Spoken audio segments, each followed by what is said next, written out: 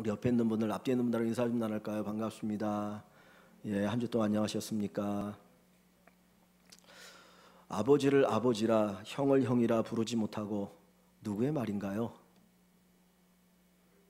누구의 말이죠? 홍길동의 말이죠.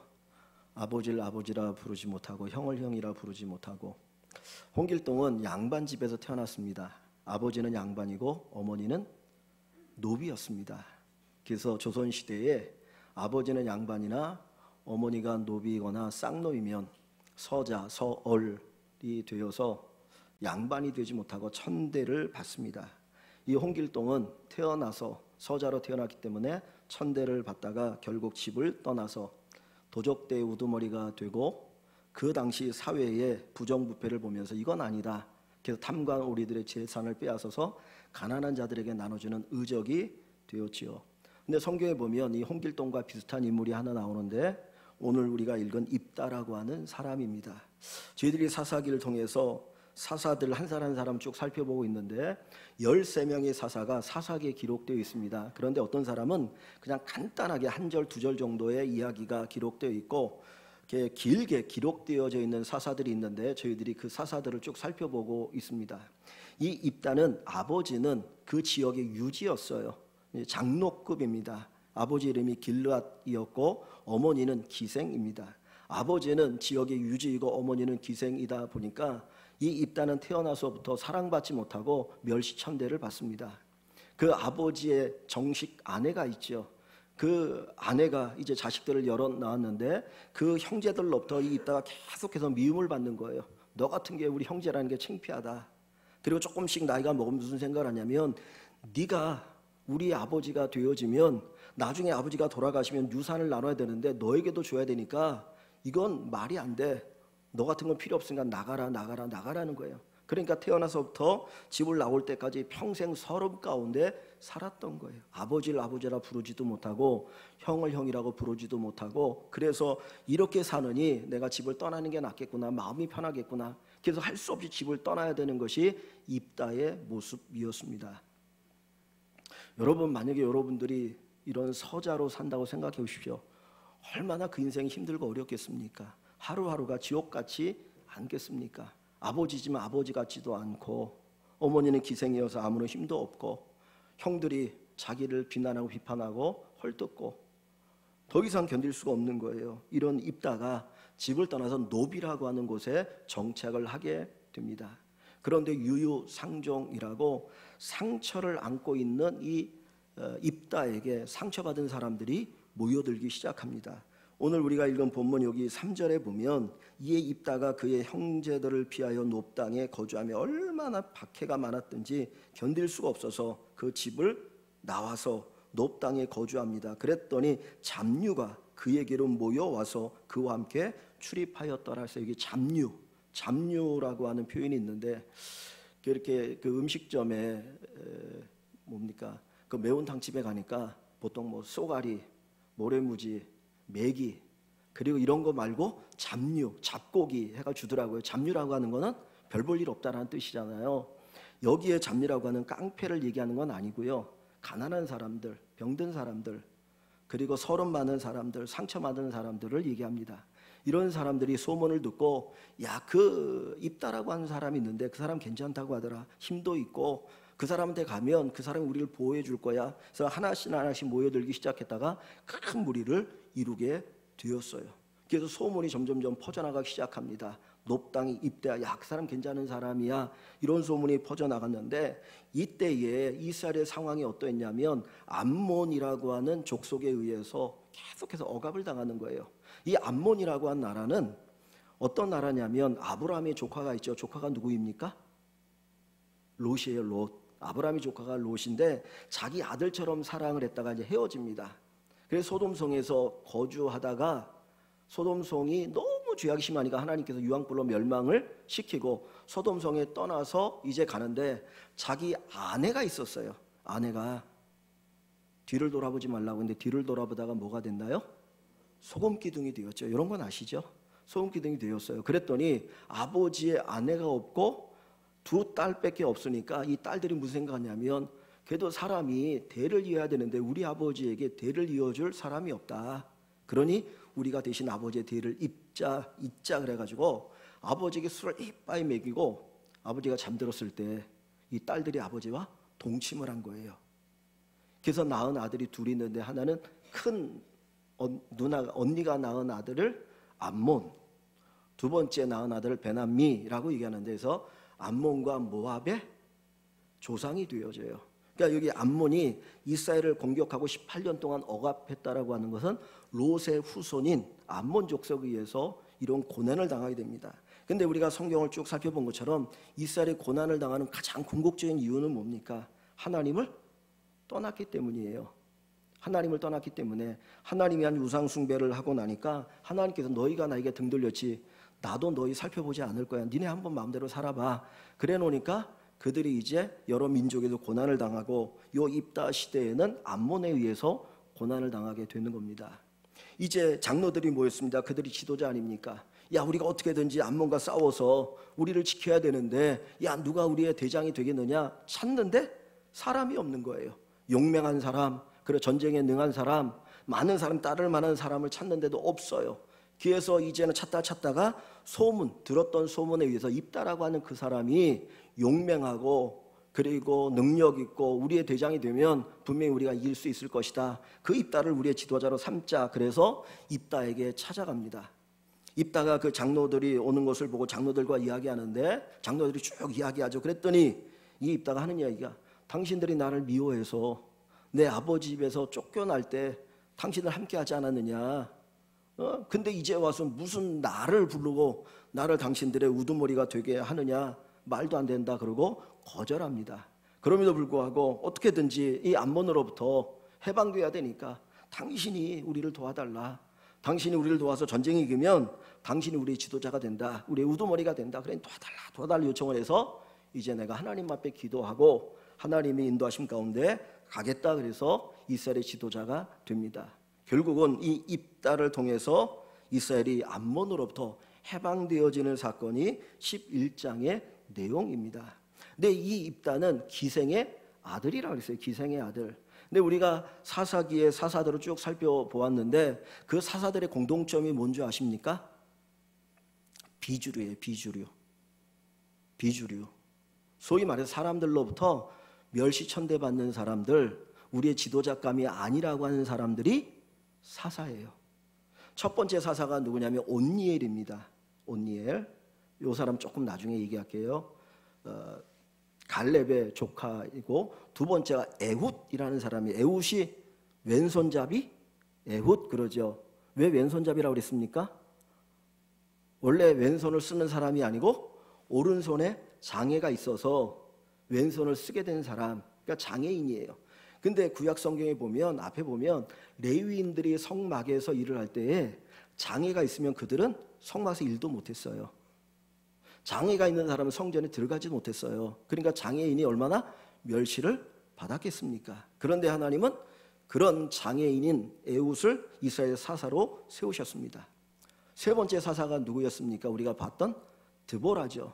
드보라는 남자가 아니고 여자예요. 여자. 예수님 당시에도 여자는 숫자에 넣지 않았어요. 출애굽할 때도 이스라엘 백성들이 애굽에서 나오는데 남자 장정만 60만 얼마였다라고 기록하지 여자가 몇 명이다, 아이들이 몇 명이다 기록하지 않았거든요. 그걸 보면 이 여자 드보라도 이스라엘 사회에서는 어떤 사람입니까? 소외되는 사람인 거예요. 비주류죠. 그 다음에 세 번째가 누굽니까? 기드온이죠. 기드온은 우리가 지난주에 살펴본 것처럼 겁쟁이에요. 그가 용감한 사람이 아니고 이제 자기의 것이 빼앗길까 봐 무서워서 밀을 탈곡할 때에 넓은 곳에서 탈곡하는 것이 아니라 좁은 곳에서 숨어서 탈곡을 하는 사람이었어요. 뿐만 아니라 그의 아버지는 그 당시에 동네에 바알 신전을 관리하는 사람이에요. 하나님을 잘 섬기는 사람이 아니라 하나님도 섬기면서 바알도 섬기는 그런 사람의 아들이 기드온이거든요. 그런데 하나님이 기드온을 사사로 부르셔요. 그리고 마지막 오늘 우리가 보는 이 입다라고 하는 사사, 이 사람은 기생의 아들이죠. 마지막에 다음 주에 우리가 살펴보겠지만 삼손이라고 하는 사람이 또 있습니다. 그런데 이 사람들의 공통점이 뭡니까? 다 비주류예요. 버림받은 사람, 소위 얼마 전에 청년들이 몇 년 전에 하는 말이 루저라는 말을 쓰더라고요. 루저. 그냥 쉽게 얘기하면 버림받은 사람들, 별 볼 일 없는 사람들, 영어로 뭐 키 작은 사람도 루저라고 해가지고 제가 그 말 듣고 엄청 상처를 받았는데 예.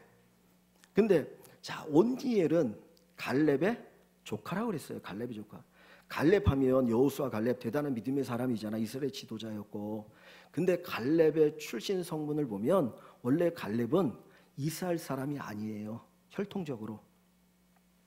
이스라엘이 애굽에서 40년 동안 노예 생활, 400년 노예 생활하다 나올 때 그 이스라엘 아브라함의 자손 이스라엘과 더불어서 같이 따라 나온 사람들이 있어요. 야, 저 이스라엘의 하나님이 대단하다. 야, 우리 같이 따라가자. 그래서 나온 사람들이 그 사람들을 잡족이라고 얘기합니다. 잡족. 그러니까 좀 별 볼 일 없게 부르기 위해서 잡족이라고 부르는 거예요. 그 사람들 가운데 한 지파의 출신이 갈렙이에요. 그래서 성경에 보면 그나스 사람, 그나스 지파, 그나스 족속의 사람이다라는 뜻입니다.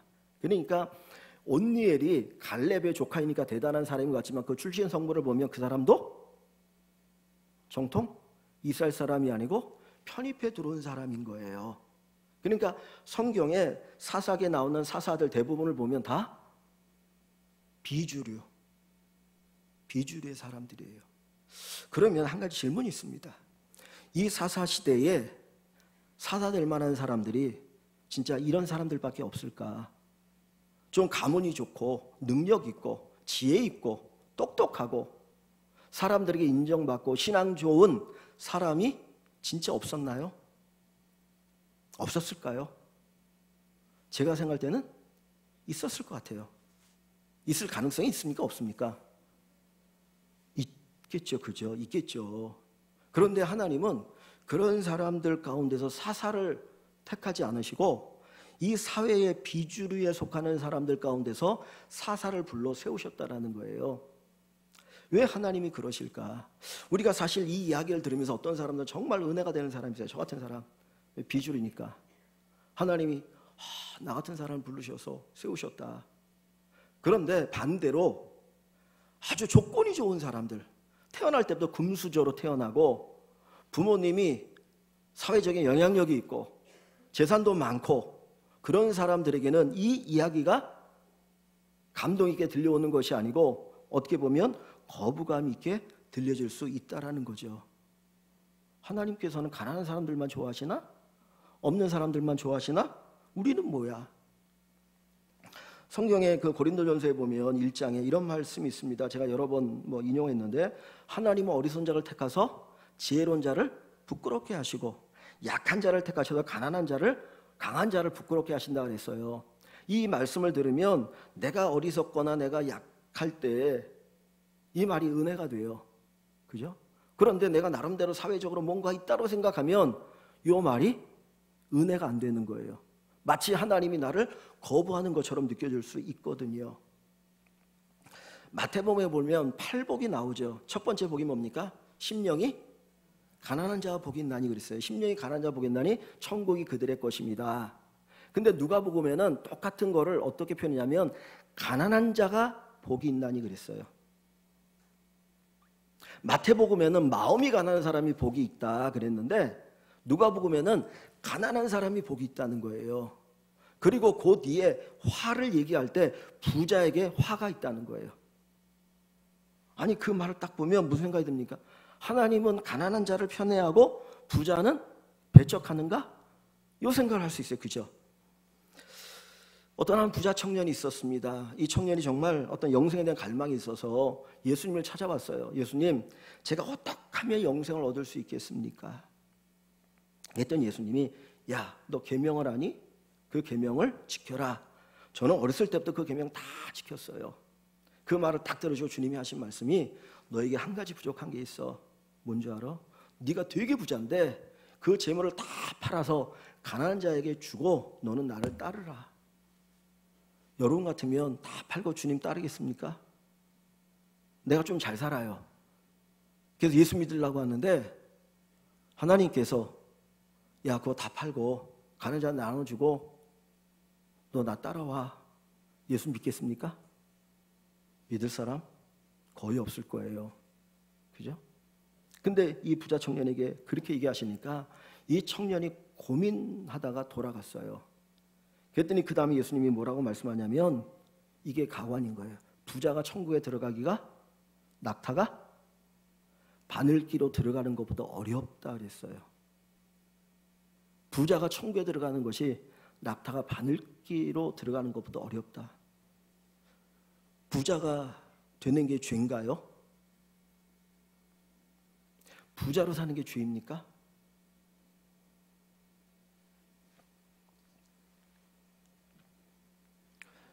아마 이런 설교를 하면 제가 생각할 때 강남의 교회에서 이 설교를 하면 다들 거부감이 있을 것 같아요. 그죠? 왜냐하면 거기는 그래도 부자잖아요. 제가 언젠가 어떤 목사님 설교를 들었는데 그 동네가 아주 부촌이거든요. 정말 저택 있는 동네. 설교를 딱 들었는데 진짜 부티가 흐르더라고요. 그래서 설교도 좀 이렇게 차이가 나는구나 그런 생각이 들 정도였거든요. 근데 부자 동네에서 하나님께서는 이렇게 비주를 쓰신다 뭐 이런 얘기하거나 부자가 천국에 들어가기 어렵다 그러면 엄청난 거부감이 생길 거예요. 마치 예수님께서 계급투쟁을 하시는가. 그래서 남미, 그러니까 미국 밑에를 남미라고 얘기하잖아요. 브라질 뭐 이런 쪽에. 남미에 캐톨릭이 들어갈 때 식민지화 시키면서 캐톨릭이 들어갔거든요. 그러니까 십자가를 앞세우고는 온갖 약탈을 한 거예요. 그래서 그 이후에 한참 후에 1990년 중후반에 그 남미의 기독교가 들어갈 때 했던 운동이 뭐냐면 해방운동이에요. 해방신학. 한쪽엔 총을 들고 이 잘못되어진 이거를 깨부숴야 된다. 이 막시즘, 이 공산주의하고 같이 결합되어진 기독교가 들어가서 뭐 이제 그런 거를 했어요. 해방신학이라고 얘기를 하거든요. 계급을 깨부숴야 된다. 뭐 이런 얘기를 하는데 그냥 이 성경의 얘기만 들으면 가난한 자를 주님이 옹호하고 부자를 이렇게 멀리하는 것처럼 그렇게 보여지거든요. 그런데 예수님께서 십자가 달려 죽으시고 장례를 치러야 되는데 그 장례를 누가 치렀는지 아십니까? 누가 예수님의 장례를 치렀죠? 아리마대, 요셉, 그 다음에 니고데모. 예수님을 오래전에 밤에 찾았던 니고데모 두 사람이 장례를 치렀거든요. 빌라도에 가서 총독 빌라도에 가서 예수님의 시체를 달라 우리가 장례를 치르겠다. 그래서 이 니고데모 아리마대 요셉이 자기가 죽으면 묻히려고 했던 그 무덤 동굴로 된 무덤에다가 예수님의 시신을 안장했어요. 근데 이 아리마대 요셉과 니고데모는 그 당시에 국회의원이에요. 그러니까 권력자들이에요. 그리고 돈이 있던 사람이에요. 만약에 예수님의 제자들 다 도망갔지만 그 제자들이 빌라도에게 가서 총독 빌라도에 가서 예수님의 시체를 달라고 그랬으면 빌라도가 줬을까요? 안 줬겠죠. 그런데 그 당시에 그래도 나름대로 권세가 있고 권력이 있는 이 국회의원이었던 아리마대 요셉과 니고데모가 가서 얘기하니까 들어주는 거예요. 우리가 외국에 선교를 하기 위해서는 선교사님을 파송해야 됩니다. 근데 선교사님들이 땅 파가지고 선교하는 게 아니잖아요. 선교사님들을 보내려고 하면 한국 교회가 선교사님들을 후원을 해야 됩니다. 적어도 어느 정도 생활할 수 있는 것들을 재정을 후원해야 되거든요. 돈이 없으면 후원을 할 수가 없어요. 그래서 가장 많이 선교사를 파송한 곳은 미국이고 그 다음 두 번째가 한국입니다. 그런데 이번에 코로나가 뭐 2년 반 뭐 이상 이렇게 지금 벌어지면서 많은 선교사님들이 한국에 지금 들어와 계셔요. 근데 그 이유 가운데 하나가 뭐냐면 기존의 교회가 선교사님들에게 후원을 했는데 후원을 못하는 거예요. 헌금이 모자라가지고. 그래서 한국에 들어와 있는 선교사님들이 많이 있거든요. 돈이 필요해요. 그죠? 그러니까 사실 성경은 가난한 사람들만 하나님이 사랑하신다. 그것이 아니고 가난한 자도 사랑하시고 부자도 사랑하신다라는 거예요. 우리 교회도 부자도 있고 가난한 자도 있고 많이 배운 분도 있고 또 못 배운 분도 있고 다양한 분들이 있는 교회가 되었으면 좋겠어요. 어떤 교회는 부자만 모이는 교회가 있어요. 가난한 사람은 거기 가서 숨도 못 쉬는 교회가 있어요. 장로가 되거나 권사가 되려고 그러면 돈이 많아야 돼. 그것 보고 찍어주거나. 이거는 형상교회의 모습은 아니죠. 가난한 사람들 모였다. 그것도 아닙니다. 그 지역 자체가 그렇다면 어쩔 수 없는 거지만 그것이 아니면 부자, 가난한 사람 다 모여 있어야지 그 정상적인 교회예요. 하나님이 사사들을 세우시는데 이 사회의 비주류들을 세우셨습니다. 주류 되는 사람들에 대한 배척을 하시기 때문에 이 사람들을 세운 것은 아니라는 것이죠. 구약 성경은 우리들에게 어떤 그림을 보여줘요.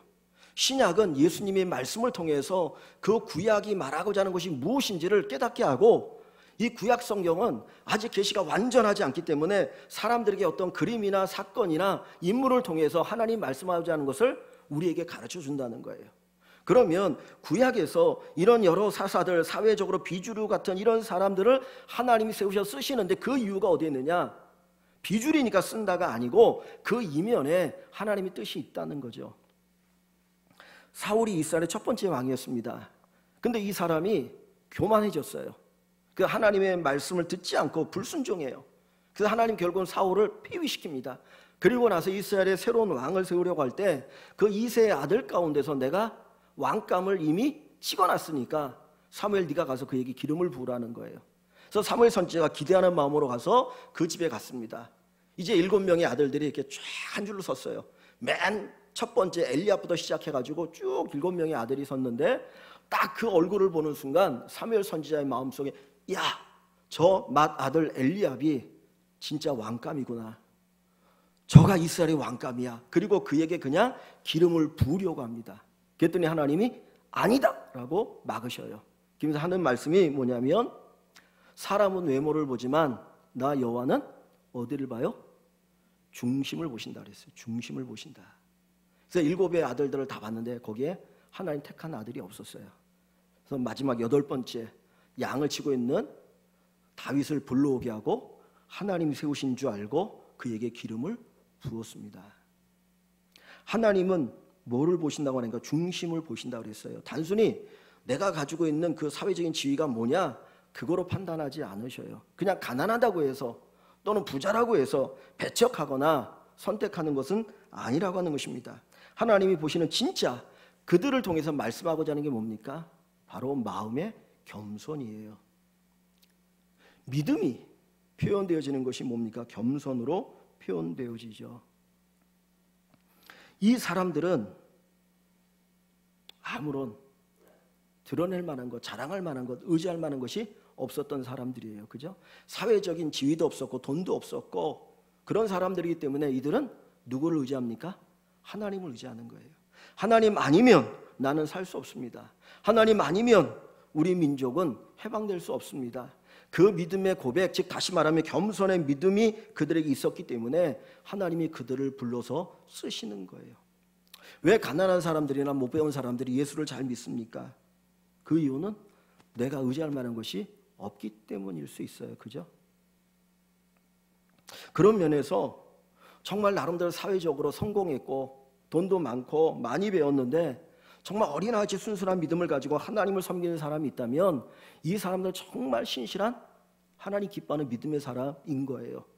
내가 의지할 수 있는 조건들이 수없이 많은데 그거 의지하지 않고 하나님이 이거 내게 주신 거예요. 내 거 아니에요. 그리고 하나님 의지하고 바라보기 때문에 그 사람들이 진짜 하나님의 은혜를 입은 사람들이 될 수 있는 것입니다.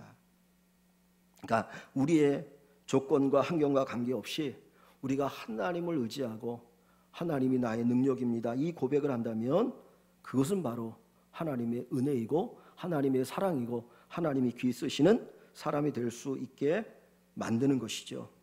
그래서 하나님께서 뭐라고 말합니까? 겸손한 자에게 은혜를 주시고 교만한 자를 물리치신다. 구약에도 말씀하시고 야고보에도 말씀하셔요. 겸손한 자에게 은혜를 주시고 교만한 자를 어떻게 하신다고요? 물리치신다. 오늘 설교의 제목 혹시 주보에 보셨습니까? 설교의 제목이 뭡니까? 은혜를 입다. 여기 입다가 뭔가요? 사실 오늘 성경 본문에 나오는 입다라는 이름인데 우리가 입다라고 할 때 옷을 입다, 뭘 입다 이렇게 하잖아요. 그래서 입다처럼 겸손하면 하나님의 은혜를 입고 하나님의 사랑을 입고 살아갈 수 있다. 그래서 입다라는 표현을 썼습니다. 은혜를 입다. 은혜를 입다 이런 표현을 썼습니다.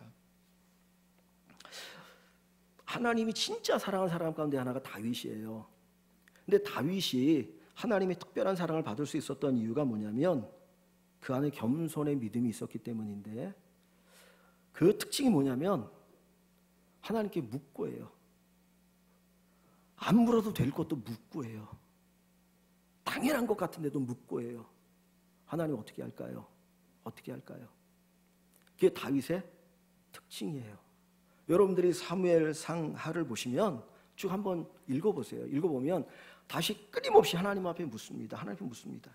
이 다윗이 사울 왕에 의해서 도망자가 되어가지고 블레셋 땅으로까지 도망가요. 거기서 미친 척도 하다가 결국 거기서 이제 한동안 지내게 됐는데 시글락이라고 하는 곳에 이제 다윗과 그의 부하들과 사람들이 거기 진을 치고 있는데 전쟁에 나가기 위해서 남자들이 다 떠나간 사이에 아말렉이 쳐들어와요. 그래갖고 부녀 여자들을 다 끌고 가고 그리고 다 약탈해 갑니다. 돌아왔더니 불산 자국만 남아있고 아무도 없는 거예요. 그럼 여러분 같으면 당연히 어떻게 하겠습니까? 눈이 뒤집혀가지고 찾으러 가지 않겠어요? 그죠? 막 지금 그 부하들은 내 아내 내 자식들이 없어졌다고 그래가지고 막 다윗을 돌로 쳐 죽이려고 하거든요. 그런데 다윗이 그때 하나님 앞에 무릎을 먼저 꿇어요. 그리고 하는 이야기가 하나님 어떻게 할까요? 하나님 어떻게 할까요? 당연한데 사울이 왕이었어요. 근데 그가 죽었어요. 하나님은 이미 다윗을 왕으로 기름을 부었어요. 그러면 하나님 나 기름 부음 받는 사람이니까 내가 왕이야. 그리고 지가 스스로 왕이 되려고 할 수 있는데 그러지 않아요. 하나님 제가 어떻게 할까요? 물어요. 그리고 하나님 대답해 주면 그대로 순종하는 것이 다윗입니다. 하나님이 기뻐하고 하나님 귀히 쓰는 사람은 바로 겸손의 사람입니다. 내 환경과 그것과 관계없이 우리가 교만할 때 하나님 스스로 겸손하게 만들어서 그 가운데 우리를 들어 쓰시는 것이죠. 제가 며칠 전에 노예 선배 목사님에게 이제 전화를 받았습니다. 제가 올해 1년 동안 이제 우리 노예의 노회장으로 이제 뭐 일을 하고 섬기다 보니까 어떤 행사가 있거나 뭐가 있으면 저한테 전화를 주셔요. 그래서 이런 행사를 하려고 하는데 뭐 이제 뭐 얘기를 쭉 하시는데 그래서 알겠습니다. 그러면 목사님 잘 진행하시면 될 것 같아요. 그리고 끌었더니 그 다음에 카톡으로 문자를 쫙 보내서 뭐 얘기를 하시고 거기다가 이렇게 쭉 쓰셨는데 제가 그걸 딱 읽는 순간 너무 황공한 거예요. 왜냐하면 제가 한참 후배인데 거기다 존중하는 써서 그거를 보고 제가 다시 문자를 썼습니다. 목사님 제가 후배인데 비록 뭐 노회장으로 1년 동안 섬겨야 되지만 그래도 후배니까 편하게 대해주시면 좋겠습니다. 제가 오히려 몸둘 바를 모르겠습니다. 부족한 거 있으면 가르쳐 주시고 썼거든요. 그때는 또다시 문자가 온 거예요. 그래도 우리 노래를 대표하는 노회장이니까 제가 최선을 다해서 존중히 여겨야죠. 딱 그 문자를 받는 순간에 제가 그런 생각이 들었어요. 아, 이 목사님 내가 더욱더 존중해야 되는구나. 사실 그런 문자를 보냈다고 해서 내가 깔보는 게 아니라 야 진짜 이분은 참 겸손하고 인격이 되어 있고 귀한 목사님이시네. 제가 어떻게든지 더 잘 선배로서 섬겨드려야 되겠구나 하는 이 마음을 갖게 되더라고요. 하나님이 겸손한 자를 세우시고 교만한 자를 물리치신다 그랬어요. 우리는 처음에 겸손으로 시작했다가 교만에 빠질 수도 있어요. 이게 인간의 본성이거든요. 사울 왕도 처음에는 나는 왕이 될 자격이 없다고 그는 숨었던 사람이에요. 근데 어느 순간부터 그가 교만해지기 시작합니다. 그래서 자기 사위인 다윗을 죽이려고 하고 그리고 자기를 위해서 뭐 하나님 말씀 불순종이에요. 그럼에도 불구하고 그는 회개하지 않다 결국 버림받게 되어지죠. 베드로 사도가 성도들이 이렇게 합니다. 여러분 장로님들 여러분 겸손하십시오. 그리고 성도들에게 얘기합니다. 여러분들은 장로들을 배나 존경할 자로 아십시오. 다 뭔 얘기입니까? 겸손을 얘기하는 거예요. 겸손을 얘기하는 거예요. 낮아지는 그 가운데 하나님의 은혜가 모이기 시작하고요. 빌립보서 2장 5절 이하에 보면 너희는 이 마음을 품으라 곧 그리스도의 마음이니 그리고 예수님이 하나님이셨는데 인간으로 낮아지셨고 십자가에 죽기까지 낮아지시고 복종하셨다라고 이야기합니다. 하나님이 쓰시는 사람 하나님 쓰시는 사람 어떤 사람입니까? 그냥 겸손한 사람이에요. 내가 어떤 조건이 있느냐 없느냐 상관없어요. 상관없습니다. 세상이 바라보는 시각은 좀 더 뭔가 있는 사람들을 이야기합니다. 사실 그 조건이 사회에서 성공하기에 더 나은 것일 수 있어요. 그러나 하나님 돕지 아니하시면 아무리 조건이 있고 능력이 있어도 좋은 열매가 맺어질 수 없습니다. 겸손한 곳에 하나님의 은혜가 머물게 됩니다. 하나님께서 특별히 이 사사들, 세상의 비주류인 사사들을 세우시는 것은 이런 사람들만이 그 당시에 있었기 때문이 아니고 이들을 통해서 우리에게 뭔가를 말씀하시기 위해서 보내주시는 줄 압니다.